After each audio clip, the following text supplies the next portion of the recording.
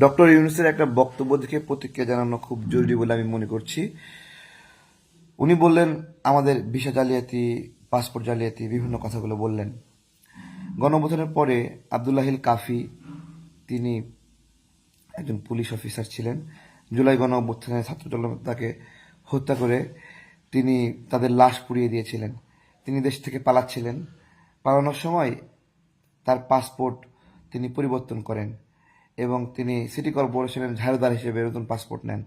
সেই পাসপোর্টটা সকালে 11টায় আবেদন করেছিল, বিকাল 3টায় পেয়েছিল। তড়িঘড়ি করে তাকে পাসপোর্ট অধিদপ্তরের এডিজি তারা তাকে পাসপোর্ট দিয়েছিল।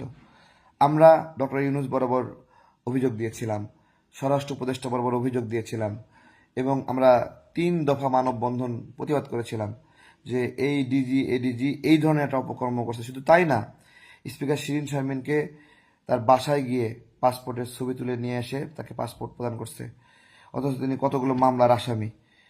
উনি বিরোধী রাজনীতি করেন বা এরকম, কিন্তু আমি বলতে যাচ্ছি ডক্টর ইউনূস অভিযোগ করলেন আমাদের প্রবাসীদের উপরে।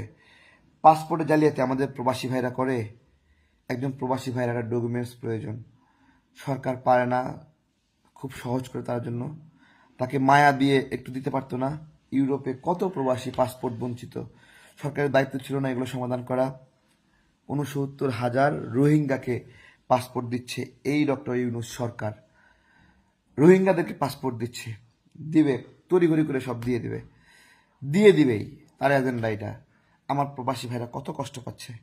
ডক্টর ইউনূস অভিযোগ আর অভিযোগ দিয়ে গেল। এই যে একটা বক্তব্য দিল যে আমাদের প্রবাসীদের ভিসা জালিয়াতি, পাসপোর্ট জালিয়াতি, এত বড় একটা অভিযোগ, এরপর থেকে আন্তর্জাতিক পর্যায়ে আমাদের প্রবাসী ভাইদের লুঙ্গি খুলে চেক করবে, এরকম একটা অবস্থা হবে। অনেকে এটাকে সহজভাবে নিয়েছেন। আমি এটাকে রাষ্ট্রের নির্বাহী জায়গা থেকে এটা উনি নিতে পারেন না। পাসপোর্ট অফিসের অভ্যন্তরে যারা অফিসাররা আছে তারাই মূলত করাপ্টেড, তারাই জায়গা দেয় দালালদেরকে, তারাই আসলে দালালদের অভিভাবক এবং তারাই মূল দালাল। কোনোদিন দেখেছেন পাসপোর্ট অধিদপ্তরের অফিসার যারা দালালি করে, জালিয়াতি করে, তাদেরকে কোনো শাস্তি দিতে কখনো দেখেছেন? তাহলে ডক্টর ইউনূসের হাতে দায়িত্ব ছিল, ক্ষমতা ছিল, তিনি এটা ঠিক না করে আমরা অভিযোগ দেওয়ার পরেও কোনো ব্যবস্থা নেয়নি। উনি কোনো ব্যবস্থা নেয়নি। একবার প্রমাণসহ 10-12টা নিউজে আসছিল আব্দুল্লাহিল কাফির পাসপোর্ট জালিয়াতি বিষয়ে। এডিজি দপ্তর থেকে সরাসরি লোক পাঠিয়ে শিরীন শারমিনকে পাসপোর্ট দিয়েছিল, কোনো ব্যবস্থা নেয়নি। তো কি বলবো? ডক্টর ইউনূস শুধু অভিযোগ দেন, আন্তর্জাতিক আইটেম বলছিল সারা বিশ্বের সব ভিসা ব্যবস্থাপনা বাংলাদেশ থেকে হবে। আসার পরে আস্তে আস্তে বিভিন্ন দেশের ভিসা বন্ধ হওয়া শুরু করছে। আগে তো বন্ধ হয়নি, আগের সরকার যারা ছিল, ভালো খারাপ যাই হোক, হরদম প্রবাসীরা গেছে। 1 বছরে মালয়েশিয়ায় 3 বছর পাঠাইছে, 1 বছরে মালয়েশিয়া 1 লাখ, 1.5 লাখ, 2 লাখ করে পাঠাইছে।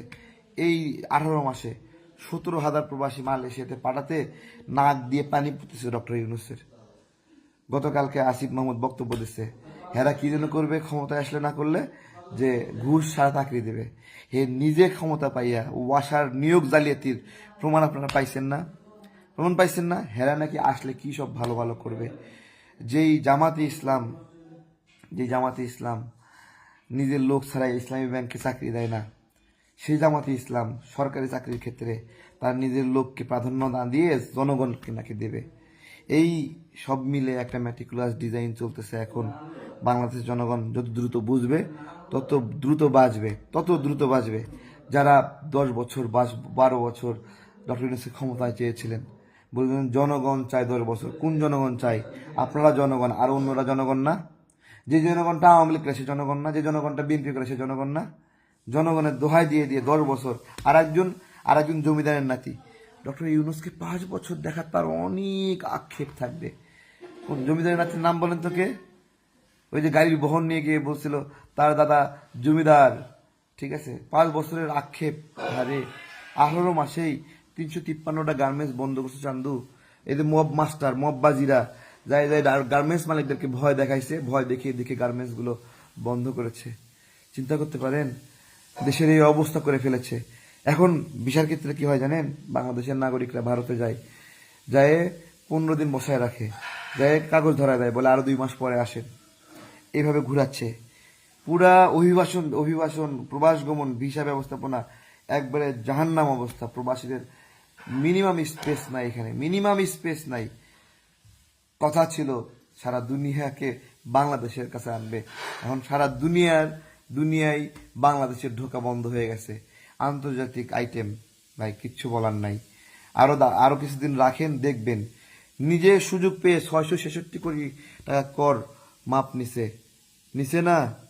জনগণের উপর কর চাপাতে খুব ভালো লাগে, কিন্তু নিজেরটা মায়া লাগে। আহারে বুকে ব্যথা, কর দিতে কষ্ট হচ্ছে। হ্যাঁ, কর দিতে কষ্ট হচ্ছে। এই হলো ম্যাটিকুলাস ডিজাইন, এই হলো ইউনুসীয় শাসন ব্যবস্থা। গ্রামীণের শেয়ার সরকারের ছিল 25%, কমায় আনছে সরকারের শেয়ার 10% রাখছে, সব নিয়ে গেছে সুযোগ পাইয়া, চাবি দিয়া। ঠিক আছে, কথা দিচ্ছি এগুলো সব রিস্টোর করা হবে। যেই ক্ষমতায় আসুক তার যেই ক্ষমতায় আসুক, আমরা এইটা যখন ডক্টর ইউনূস যেদিন থেকে ছাড়বে ক্ষমতা, সেদিন থেকে 666 কোটি টাকা কর মওকুফের বিষয়টা আমরা বিচারের আওতায় নিয়ে আসার দাবি করব। ভালো থাকবেন সবাই। প্রবাসীদের সকাল সকাল একটা বাসের সংবাদ দিলাম। এরপরেও অনেকে আছে যে না, এতগুলো চুরি করছে তারপরেও ডক্টর ইউনূস ভালো, আমরা কেন সমালোচনা করি? আমরা সেই জন্য দালাল।